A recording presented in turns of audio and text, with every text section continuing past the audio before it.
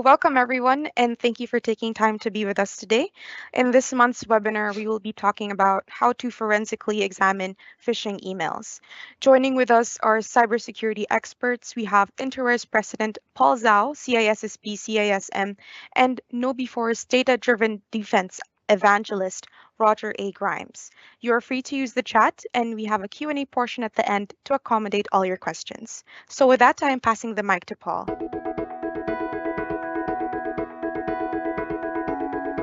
Good afternoon, everybody. Thank you for joining in. I see, as always, I see some new faces and a lot of old friends. So welcome. So today this is our fifth webinar of the ransomware series, and today we're gonna shift the focus of the cybersecurity spectrum to the other side, which is the human element. We're going to talk about phishing. Okay, another quick introduction of Interware. This is our 39th year in business. Our strong focus is cybersecurity. We do carry out a lot of digital transformation and cloud projects, and so cybersecurity is bolted in. It's always part of our design and architecture. We have a large amount of healthcare customer. So in fact, we're gonna have a healthcare specific webinar upcoming next month. So please stay tuned for that. And along with healthcare, we have some other regulated customers. We have schools, FI, financial institutions, along with large retail chains. We have a lot of charities and not-for-profit, law firms, manufacturers, et cetera. Some of the customers are with us for decades, and through years at helping those different business, different verticals, we understand the need of cybersecurity and information technology. So we offer security as a service, and from a holistic approach. Two of the most popular service right now is our SOC service, 24/7 managed detection and response. So compared with some of the SOC provider out there who does detection and response, we're able to carry out the whole spectrum from monitoring, detection, response, containment, all the way to remediation. So the whole shebang. And we follow the NIST, so that's the special publication 861, release 2, that's the latest. And the other popular service we provide is the GRC. GRC stands for governance, risk, and compliance.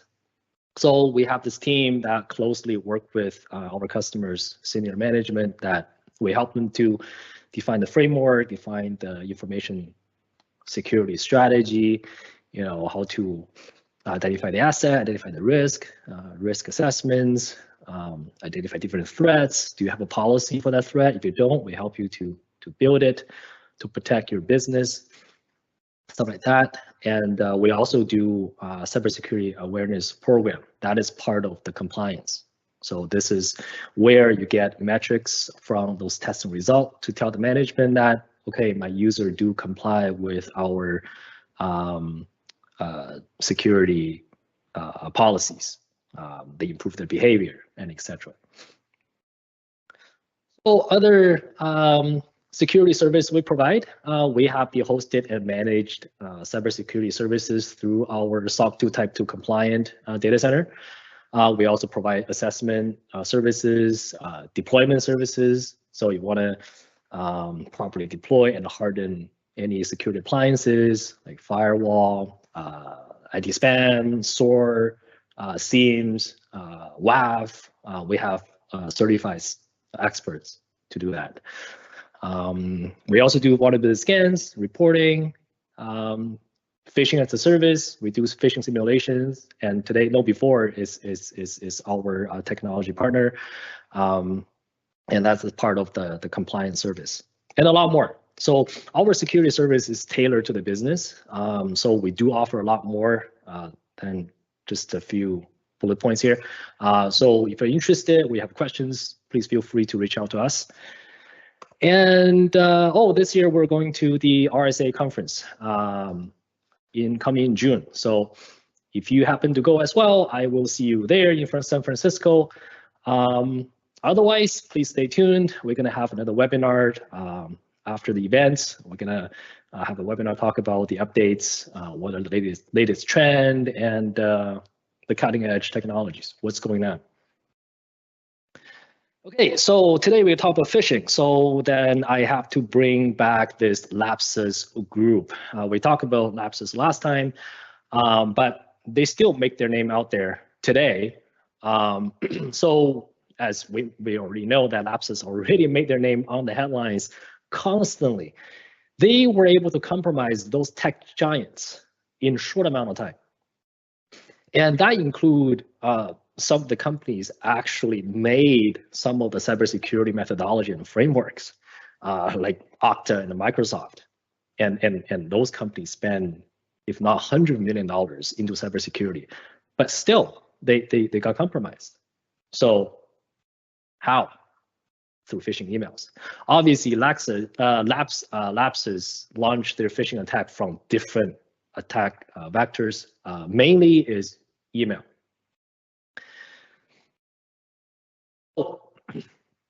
The stats from 2021, 90% of cyber attack infiltrate a company via email. And comparing with year 2020, there's 400% increase of phishing attacks in 2021. So as a result, so ransomware attack happen as frequent as every 11 seconds due to a lot of those ransomware campaigns are through phishing emails. And that led to a very daunting result that it turned out more than half of the ransomware attack were successful. So in cybersecurity, as we know, there are three elements: people, process, and technology, right? And nowadays, still, a lot of companies think and treat cybersecurity as to purchase technologies, purchase hardware appliances, and software, right? A lot of companies think that, oh, I buy a top-notch firewall, I spend a lot of money with really good antivirus endpoint protection software, then there's no problem, right? But in fact, that's not the case. So people are the first line of defense in cybersecurity, and people are always the weakest link. So there was a joke that one time we talked to a customer, and then this COO was joking. Said, "Oh my God, I hope one day everything is gone. I don't need to worry about those issues. I don't need to worry about things break and there are different attacks. How can we do that?" Right? It was a joke. And then I said, "Well, you eliminate people. If you eliminate all your users, all the problems are gone." So obviously that's a joke, and without people, there's no business. So phishing has been evolving. So in the past, we all received spams, and those spam emails are pretty stupid. You can tell right away. It's totally off. Not even the color, even the grammar, and sometimes you receive in different languages, right? So at that time, spammers sent out a lot of spam, millions of spam, and in hope just a few people may click, then they got the money worth. But soon after that, they realized it's a lot more cost effective to learn about their targets. And there comes phishing and spear phishing to learn certain group of people, which is certain companies or certain person that is, say, the CEO of the company or the high level C-level titled VIPs. So the spear phishing attacks to the VIP is called whaling. So you're not not a fish. It's a big whale, right? And it's not too hard to get that information. it's all about the online presence of that person, right? A lot of us have LinkedIn accounts. You have your name there, you have your title there. As long as your title is C-level, management level, you're an IT administrator, you're already part of that target group. Those people receive a lot more spear phishing attacks than all others.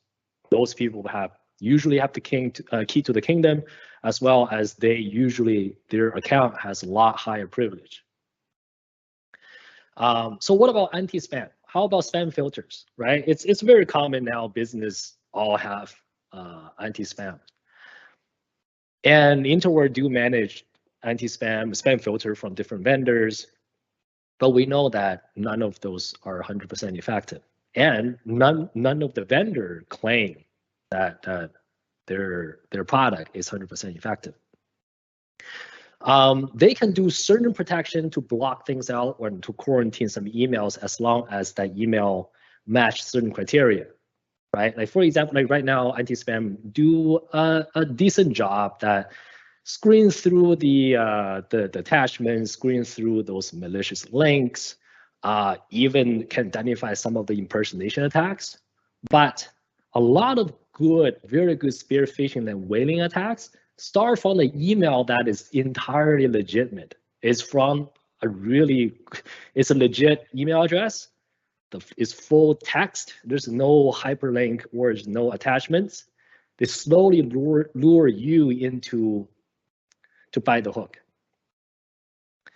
And obviously, phishing is a lot more than just through emails, right? I'm sure all of you get phishing via text messages, right? And now LinkedIn does a lot of phishing, Facebook as well. So I hope today's when Roger talked about all those techniques, you can use those techniques onto different media to protect you and your company as well. Yes, so to train your users to identify the phishing attempts. And not just the normal users, the VIPs of the company as well. So today we introduced KnowBe4. So KnowBe4 is the largest security awareness training platform. And I took this graph on their website. So as you can see, so this is one of their product, this phishing simulator. You can see that in a short amount of time, in 3 months, the result is pretty clear. And the amount of employees that learned and not to click on that fall into that phishing attempts is getting quite effective. And this is the over 6 million of business user base. So it's a great tool. And KnowBe4 it has a lot more than just the phishing simulation. They have a lot more part of their awareness training. So without further ado, please let me introduce Roger Grimes from KnowBe4. He's the expert of identifying those phishing emails. So Rogers, please.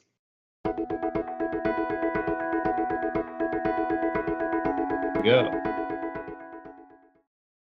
So again, just like Paul talked about, a big part of defending yourself is being able to recognize phishing attacks and stuff. I'm going to help give you some kind of intermediate steps to help determine whether something's phishing or not.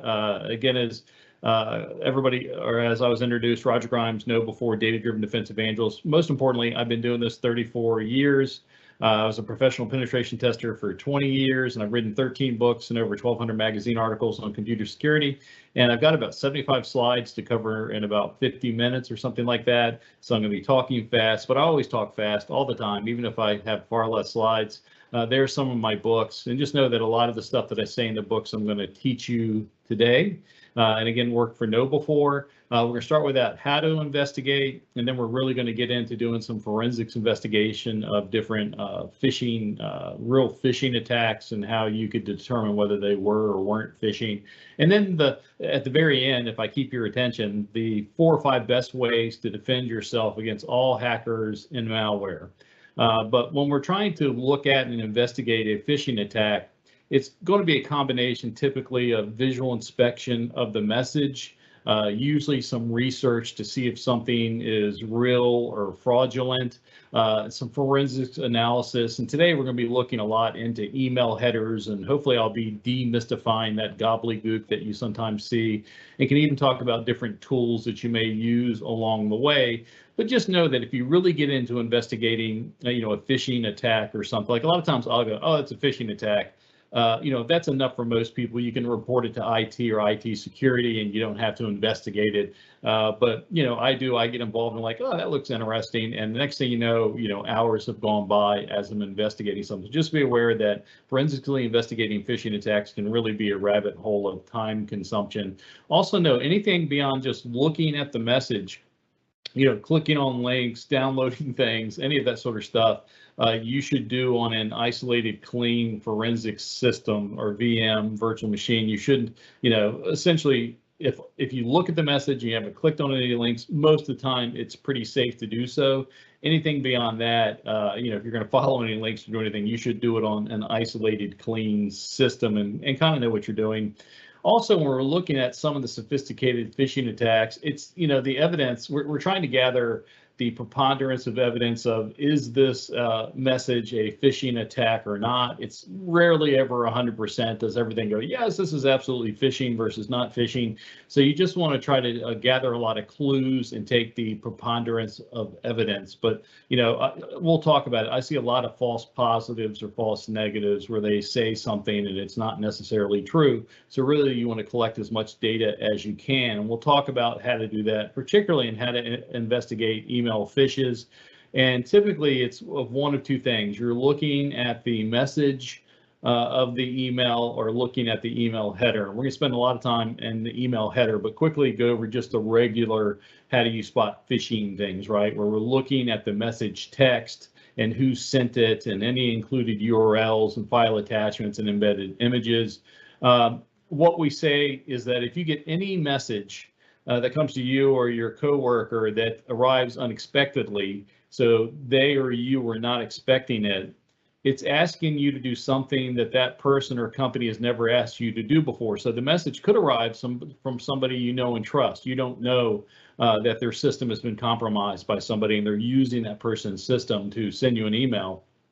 But if that person is asking you to do something they've never asked you to do before, that gets kind of suspicious, especially if what they're asking you to do, if it's malicious, could be harmful to you or your company's interest, especially if it includes what we call a stressor claim, where you need to do this now or you're going to lose business. You need to do this now or we're going to lock out your account. You need to do this now or the hackers are taking over your account.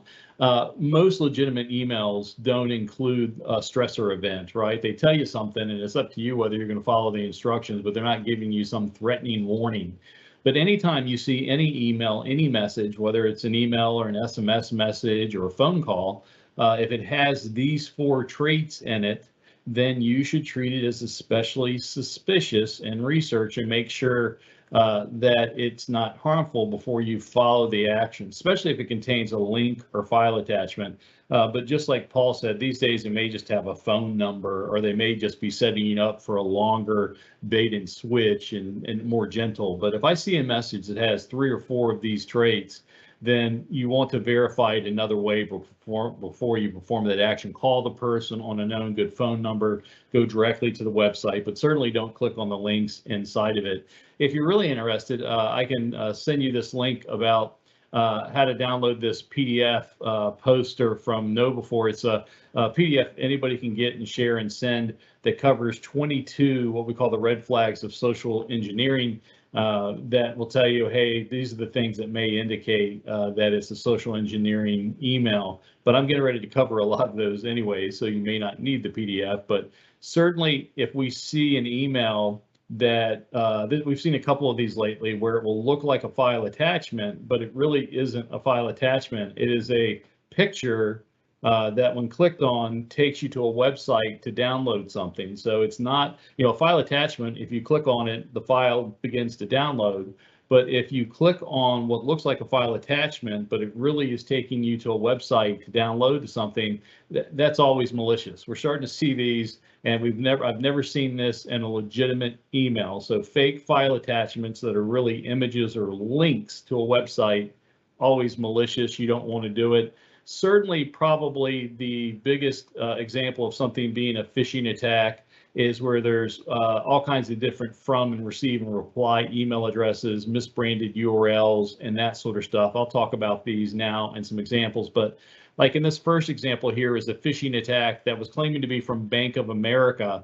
And just know that whatever, like that Bank of America part, whatever's in the first part before the brackets, that's called the friendly email address and can absolutely be anything. It really doesn't have to be the real email address. But the part that is in the caret brackets, typically that is going to be really where that message is from or claiming to be from. So in this case, it was claiming to be from Bank of America. And if it was really from Bank of America, it would be from @bankofamerica.com. But you can see that email address really is Bank of America at customerloyalty.accounts.com. It's not bankofamerica.com. It's really accounts.com. And it was put through a gateway at shakeaway.com, and I'll show you more of that phishing email later on. But you know, it's just obviously not from Bank of America, even though it's claiming to be from Bank of America. The second one is claiming to be from Microsoft or Microsoft Office 365, but again, it really came from the domain soft.com, which is just an email domain that you can send email from, and really was sent through a domain called snspreview7.au from Australia. You know, if it was really coming from Microsoft, it would say Microsoft.com. Or one at the very bottom on the left says Maersk. Maersk is the world's largest shipping and container company.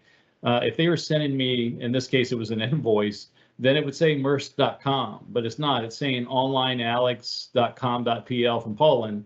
It's not Maersk.com. And the bottom right-hand side, there's one claiming to be from Microsoft. But you can see they misspelled the name. They were trying to say Microsoft Online, but they misspelled it and forgot the third O. Microsoft in a marketing email is probably not going to misspell the word online. And you can see it comes from onmicrosoft.com. And a lot of people may think, well, that's Microsoft. That really is the Microsoft URL for Hotmail and for Outlook.com. They'll say many times they'll say on Microsoft.com, which means this is just somebody's, someone got a temporary email account, and the email account's name is V5B0, and then named it the friendly name Microsoft Online. But again, not Microsoft. A lot of times the emails will contain rogue URLs. Like here's one, again, it was a phishing attack claiming to be from Microsoft to Microsoft 365. Telling me I had to do something, but when I look at the link, it's not from MicrosoftOnline.com like they're trying to make it seem. It really is from a domain called DevOpsNW.com. But a lot of people might see in the URL that Microsoft Online, which they spelled correctly this time, .com, but that isn't the domain name. The domain name that it comes from is after the HTTPS part. And that is, again, it's not Microsoft or MicrosoftOnline.com. So you got to make sure that you don't accidentally, see Microsoft or Microsoft Online or whatever and think it really comes from there. Or here's another email that was claiming to be from LinkedIn, and it wanted me to click, but when I hovered over the link, it really was LLLinkedIn.com. And the email actually came from LLinked.com. That's not LinkedIn.com. So again, malicious. Also, if you ever get an email or a document that says to ignore the warnings and activate the content. So a lot of phishing attacks will have Microsoft Office documents with macros and things in them. And if they go, hey, just enable the content.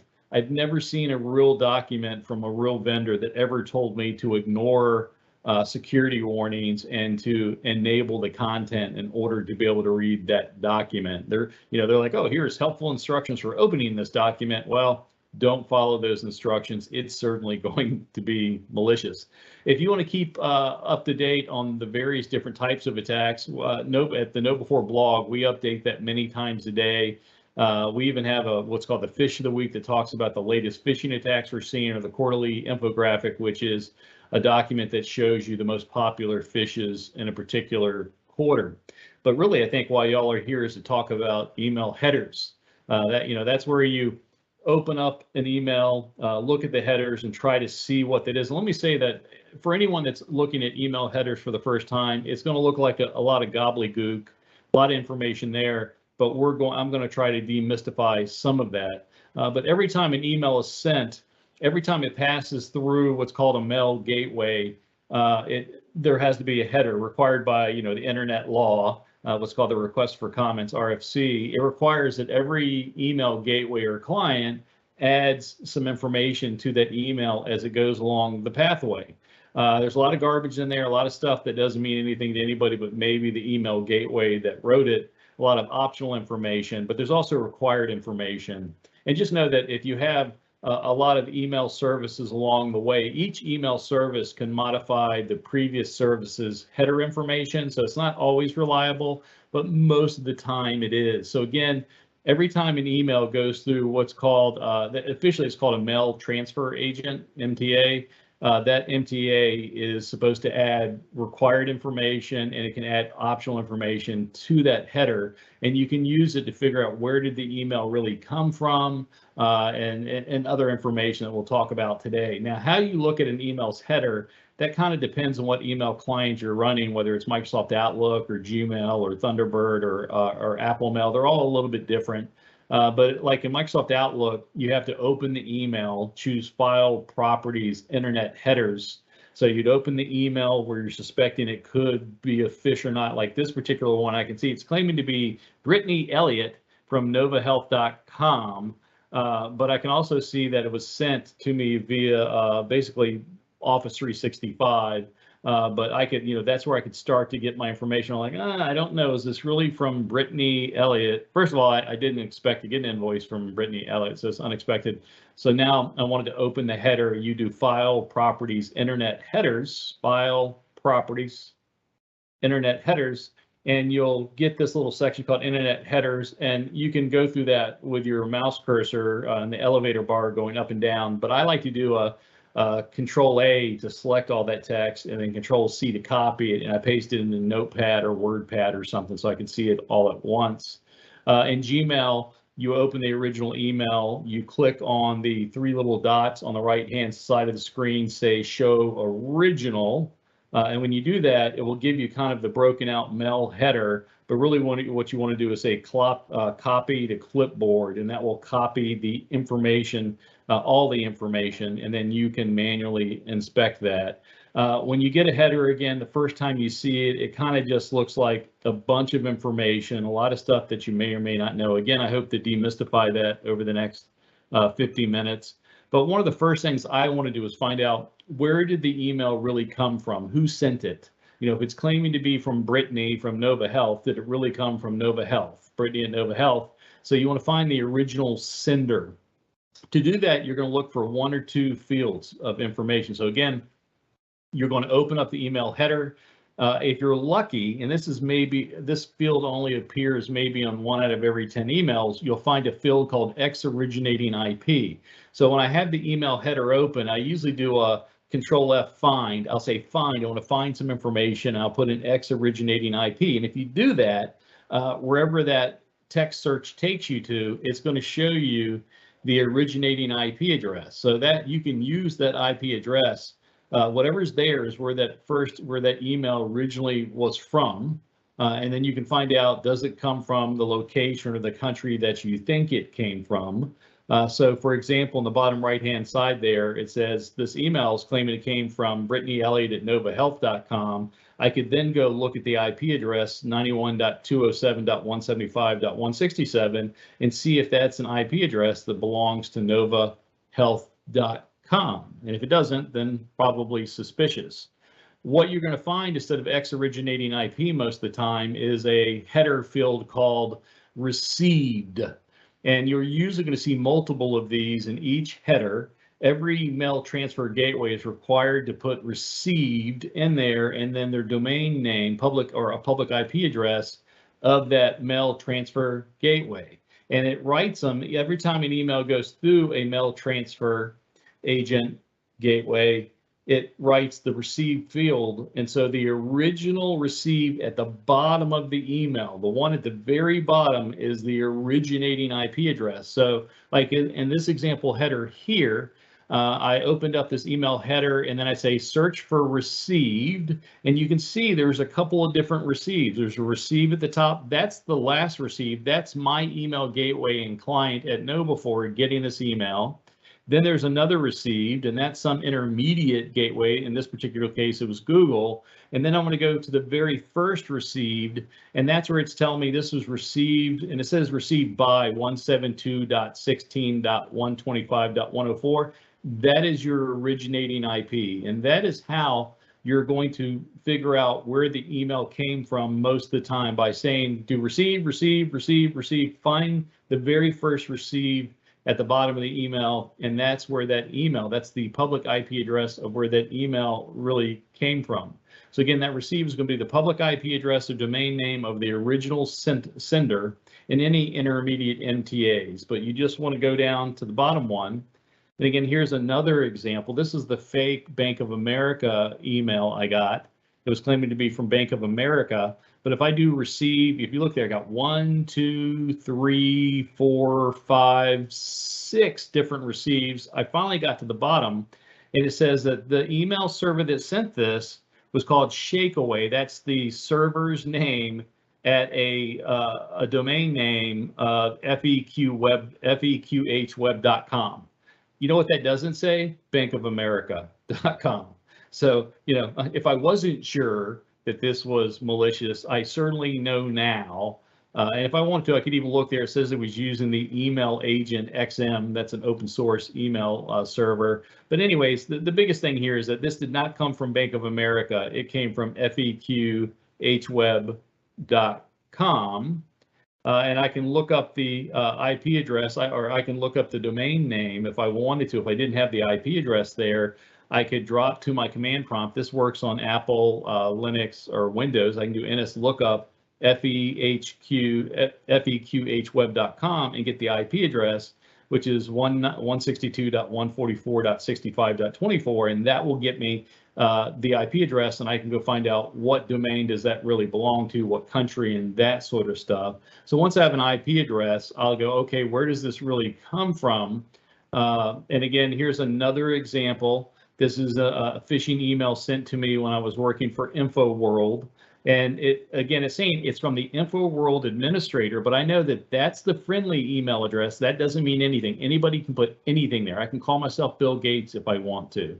But what's in the brackets is where the email was really claiming to be from. In this case, from team-admin.net. And in the second brackets there, I can tell it was sent to me through Office 365, the on Microsoft. So InfoWorld got this email, sent it to me, and InfoWorld uses Office 365, but the email was claiming that it was from team-admin.net.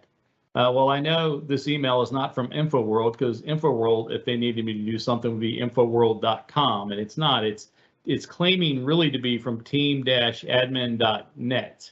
That's the email address I really care about. So I open the header, did a search, receive, receive, receive, receive, and I can see that it really did. It's claiming to be from team-admin.net. It really is from team-admin.net, certainly not infoworld.com.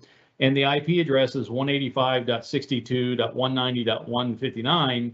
Well, then I can go look that up. There's a lot of free IP address lookup things on the internet. I went to iplocation.net as an example, and you can see that this IP address is really located in Russia. InfoWorld doesn't have any offices in Russia. So this is obviously some sort of, phishing ransomware attack. Interesting enough, when I go back to the IP address, it sometimes says Ukraine, sometimes says Russia. I'm not sure what's going on there, but something maybe to do with the war.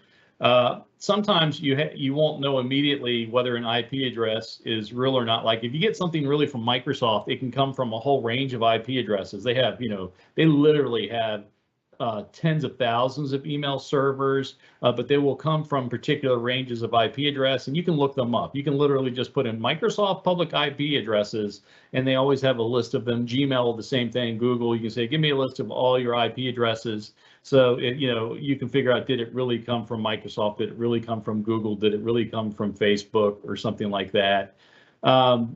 And also know that a lot of times these emails come from public email services. There's a lot of email services out there like Hotmail and Gmail and stuff where anybody can make up any email address. Well, there's some other ones people are not as familiar with, maybe smtp.com or SendGrid.net or whatever. So I get a lot of phishing emails from SendGrid.net. SendGrid.net is a valid email service lots of people use, but just know that if it's claimed to be from Microsoft or Facebook or something, they're not going to use a free email service or a marketing email service. They have their own email services. But again, I like to do lookups of IP addresses. Sometimes I'll do what's called a Whois Query. Here I am doing a Whois Query and pulling it up, and it just kind of tells you, where is this domain, who bought it, where is it hosted, and gives you some information. If you cared, you could further look up what's called the AS number. Actually will point you to particular routers on the internet about where they came from. But I will look to see, like, when was this IP address or website registered? When was it last changed? And even more importantly, they'll give you this contact address, like in this case, abuse@wideopenwest.com. So sometimes if I don't know if an email is a spam or a phishing attack, I'll actually email the abuse contact list and see if they will help me investigate a particular email. A lot of times these are sent by bogus email servers and stuff on the internet, and when you send that email you get no reply. But a lot of times you will get a reply and they'll tell you, oh, this domain really doesn't belong here, or it's been, a lot of times I get, this has been reported as a phishing attack before or something like that. So it gives you just some interesting information there. And again, I'll do what's called a Whois lookup on domains. Like I said, let me see who owns and has registered, in this case, feqhweb.com. That was that one that was the Bank of America phishing attack. And I can see that whoever bought this domain, feqhweb.com, bought it and registered it with Dynadot.com, which may not mean anything to you, but I know that Dynadot is a host or a dynamic DNS registration, meaning that the IP address is intentionally being changed all the time. That is something a lot of malicious domains and email people do. And they, it's interesting there. Just because it goes to Dynadot doesn't mean that it's malicious, but it does start to add to that preponderance of evidence. And even more important, I can email abuse@dynadot.com and go, hey, I've got this thing claiming to be from Bank of America that really comes from a domain that you host. Does Bank of America, send emails from your domain? And if they respond truthfully, they certainly would tell you no in that case. Although keep in mind that where an email claims to be from might not be from where the attacker is from. Let's say that emails are coming from Russia. They can actually install, Russia, if they want to, can rent servers on Microsoft Azure or Amazon AWS.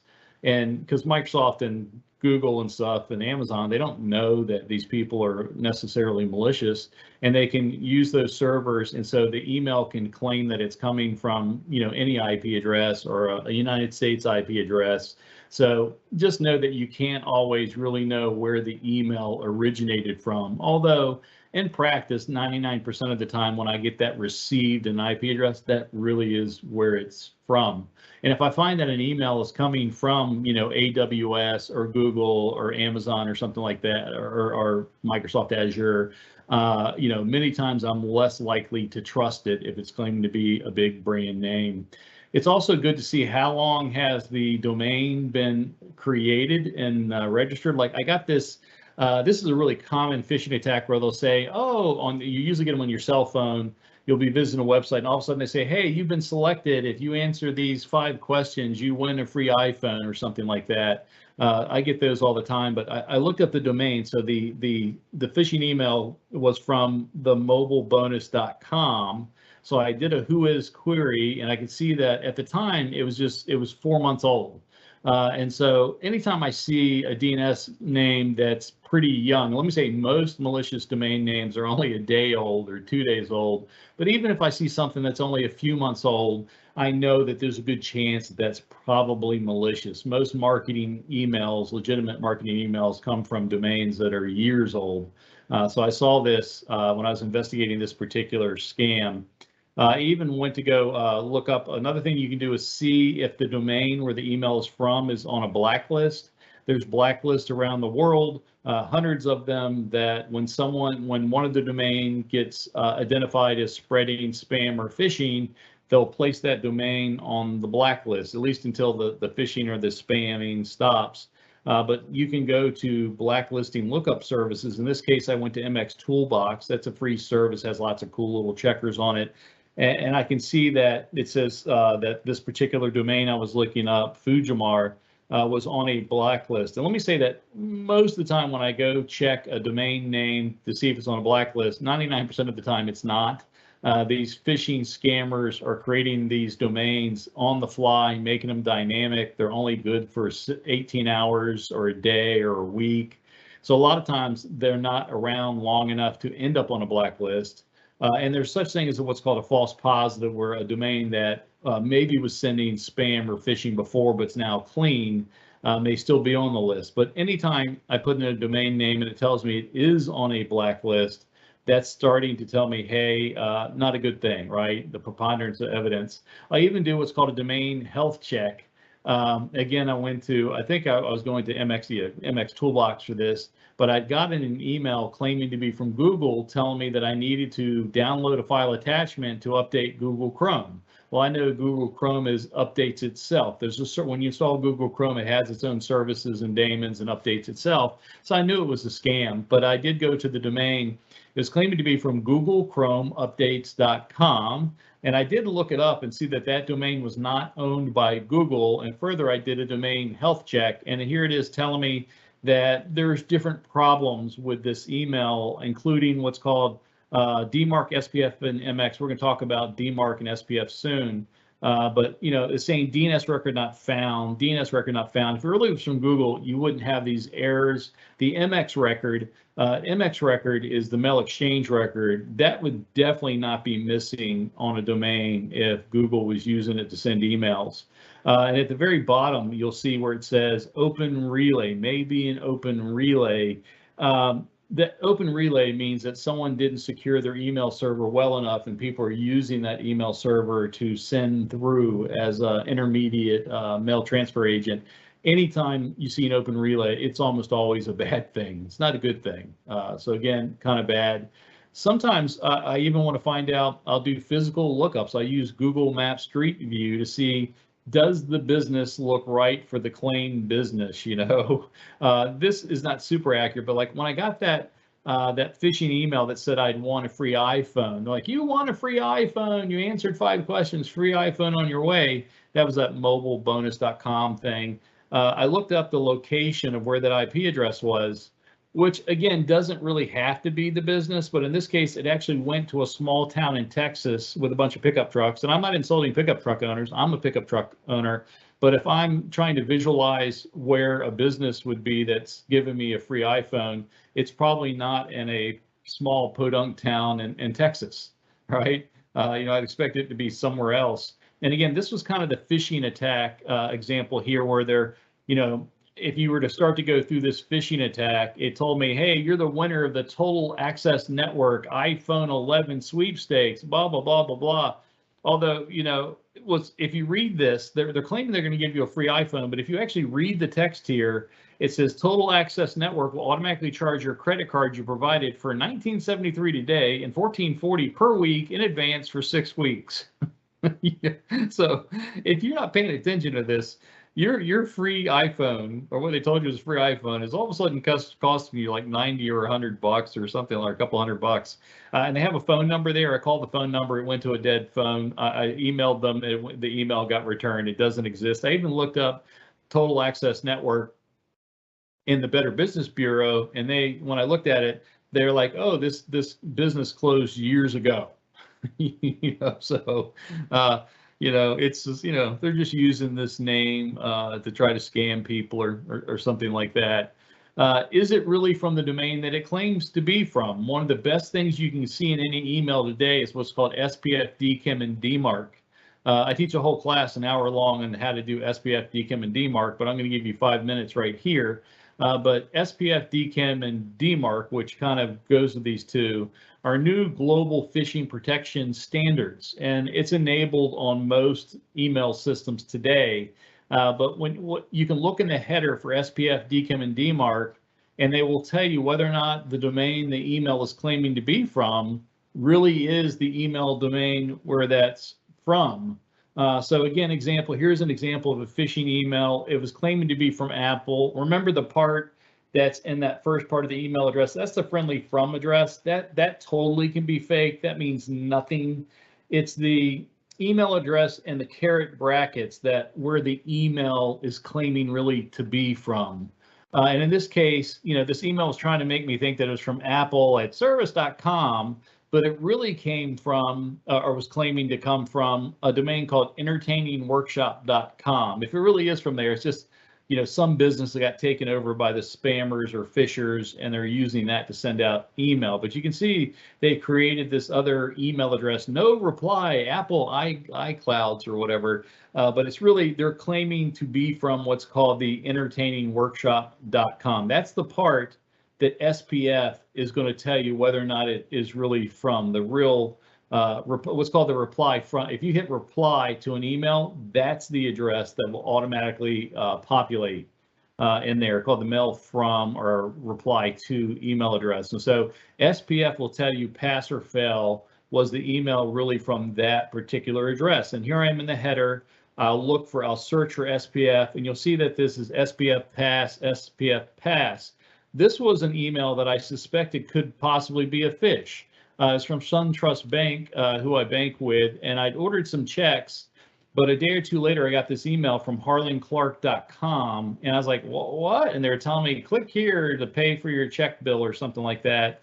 And I was kind of remembering in my head, I think I remember that Harlan Clark was what they used to do their checks, but I wasn't sure. But the first thing I had to ask myself is it really from harlanclark.com? So before I get into investigating, does it really come from SunTrust?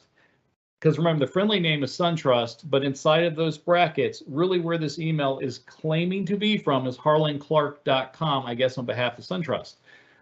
So I go look at the SPF and DKIM and DMARC records, and if you look in there, it says pass, pass, pass. It doesn't mean that it's from SunTrust. What this is just telling me is that if I'm going to do any more research, that this really did ultimately come from harlanclark.com. I still got to figure out if it's a legitimate email. Are they really doing it on behalf of SunTrust? But at least I know where to start my query. And if I got a fail, well, it's probably bogus, right? And here's an example of a failure one. Here was that Microsoft Online with online spelled wrong that really came from, they were claiming that they were from onmicrosoft.com again, which would be Office 365 or Hotmail or something like that. But you can see the SPF fell. It really was from a place called augustdeboozy.com. Augustdeboozy.com. I still to this day don't know what that is, but I assume it's just some domain that somebody took over. But it's failure, failure, failure. Right? So this email was claiming to be from onmicrosoft.com. It's not. It's really from August DeBoozy. It's a spam phishing email.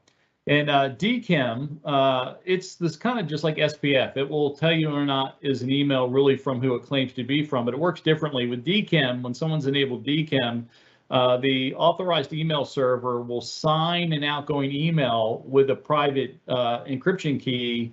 And then receivers, it's the email servers or clients will download the sender's public key from DNS and use it to see if the email was correctly signed. So again, senders that have DKIM enabled will sign outgoing emails with their private key, and receivers of those emails can download the sender's public key and then verify whether that email really was from who it's claiming to be from. And that's because DKIM enabled email will have what's called this DKIM signature, and that B equals That's that's actually what's called the DKIM signature. It's base 64 formatted, a bunch of hexadecimal letters and numbers, but it's just, that's the hash of the email. And so again, you'll see these. I will search for SPF and DKIM and DMARC, and in this case, we're looking for DKIM, and it's going to say, you may see, this is that Harlan Clark email, and I could see that basically the B equals is the public key of that. There's the DKIM signature and then a public key. But when I finally search for DKIM pass or DKIM fail, you can see that it says this passed. So this email was claiming to be from harlanclark.com, and it really was from harlanclark.com. SPF pass, DKIM pass. When I see that, I'm like, okay, this email really is from harlanclark.com. I still got to figure out if it's on for SunTrust, but at least it's from where it's kind of claiming to be from.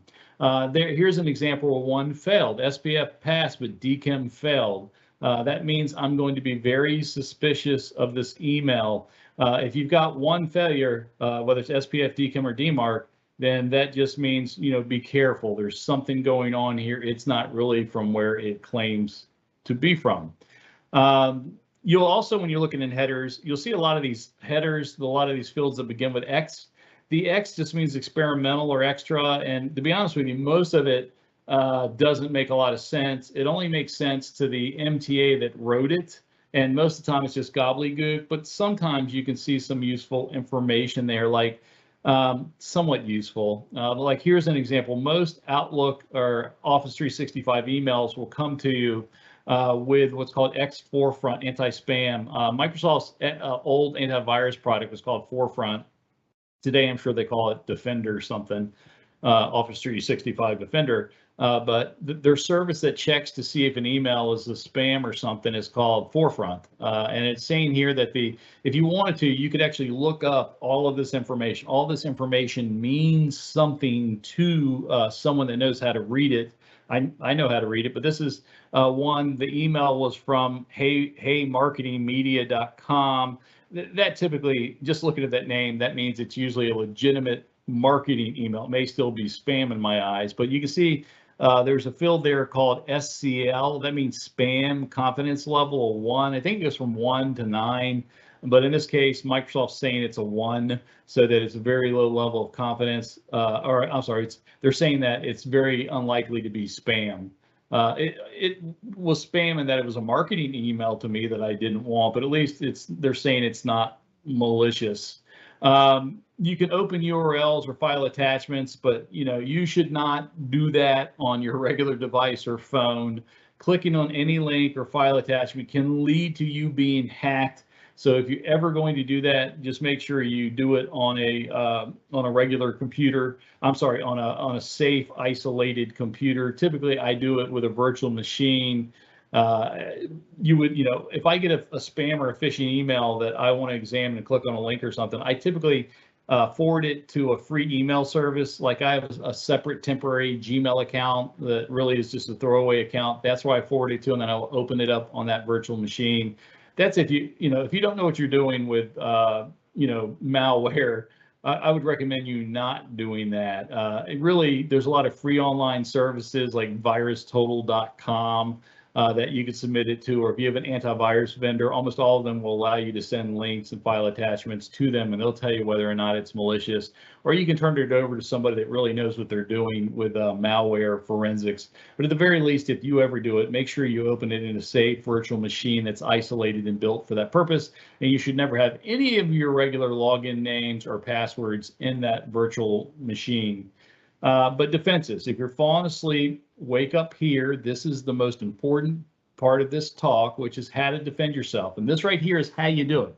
If you want to stop hackers and malware from breaking into your devices at home or at work or your corporate networks, this is the best 4 things that you can do. Best 4 or 5 things you can do. And notice, I'm not going to tell you to use antivirus, VPN, or firewalls or things like that. Those are all good things to do, and you should do them. But these 4 or 5 things right here, if you do well, will make it far less likely that you get successfully exploited by malware. And if you do them poorly, makes you far more likely to be exploited by malware. But number 1, you need to mitigate social engineering however you can do it. Now, of course, what Interware and what I talk about, we think educating yourself and your employees of how to recognize a phishing attack is one of the best ways to do it. It really takes, let's say, social engineering is involved in about 70 to 90%. Paul said it was 90%, and I think I've seen ranges anywhere from 40 to 92%. And my research is about 70 to 90% of all successful malicious data breaches involve social engineering. So it's a lot, just like Paul said. And so the more you can do to prevent yourself from being socially engineered, the better. And it takes the best defense in depth combination of your policies, your technical defenses, and educating yourself and your employees to prevent being successfully compromised by social engineering. But that is, social engineering is the #1 way that hackers and malware compromise people, and you need to fight that.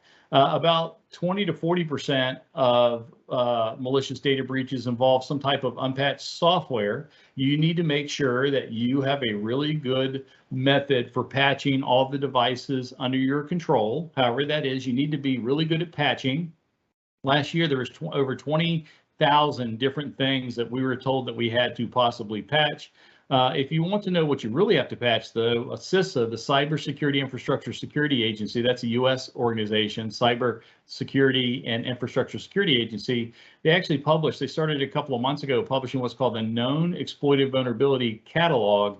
And that is a list of all the software that any hacker anywhere in the world is using to attack businesses and people. So it turns out of the 20,100 things that were exploited or could be exploited last year, only about 2 to 4% of software is ever exploited by any hacker anywhere. And what you need to do is what I say is you need to patch everything. But if your software, and you can subscribe to this list, the Known Exploited Vulnerabilities Catalog, you can subscribe and CISA will send you an email anytime they add anything to the list, which means, again, that somebody's actively exploiting it. Anytime someone's actively exploiting it, they'll send you an update. And if your software is on that list, make sure you get that patched right away because it means hackers are using it. You also want to use non-phishable, phishing-resistant MFA wherever you can. Multi-factor authentication is a good thing. It can be hacked. I wrote a book called Hacking Multi-Factor Authentication. But if you can use good MFA, that's phishing resistant. If you don't know what that means, I've got a link right there on the screen. I've got a LinkedIn article that I update with a list of good, strong MFA. Unfortunately, probably 90–95% of MFA can be easily phished. And so even if you're using MFA, you have to pay attention to what URLs are there. But we recommend that you use MFA wherever you can. Try to use phishing resistant MFA wherever you can. Again, if you don't know what that means, go to that link there. You're also going to have to use passwords. You need to use strong, unique, different passwords for every website and service. A lot of people don't like to do that. The average person has 5 to 7 passwords that they use across 170 websites, which is not good. So we actually think that using a password manager is kind of a good thing for most people to do. Password managers make really good, strong passwords, and you can easily make a different one for every website and service. And then teach yourself and your family, your friends, and your coworkers how to spot rogue URLs. I talked a lot about that during our forensics phishing class today. But if you want more on how to spot rogue URLs versus good URLs, you can go to that first link there. It's an article on the 12 top tricks that hackers use with rogue URLs. Or the bottom is a 1-hour webinar, kind of like this one, if you want to be bored by me for an hour, but I do show you how to read the difference between a good URL and a bad URL. If you want to know everything you can do to prevent phishing, I teach a 1-hour webinar just on that. Although I did make a 49-page ebook. The 1-hour webinar has like 99 slides. The ebook has like 49 pages that covers the exact same stuff. It's everything that I could think of: policies, technical tools, and education to stop phishing attacks. And my wife says that if you can't sleep, that my ebook on how to prevent phishing will put you to sleep. I used to be insulted by that, but now I'm glad I'm helping my wife get a good night's sleep. You want to train yourself and your friends and your family and your end users how to spot phishing attacks and then how to respond, which hopefully is reported to IT, or at the very least to ignore it and delete it.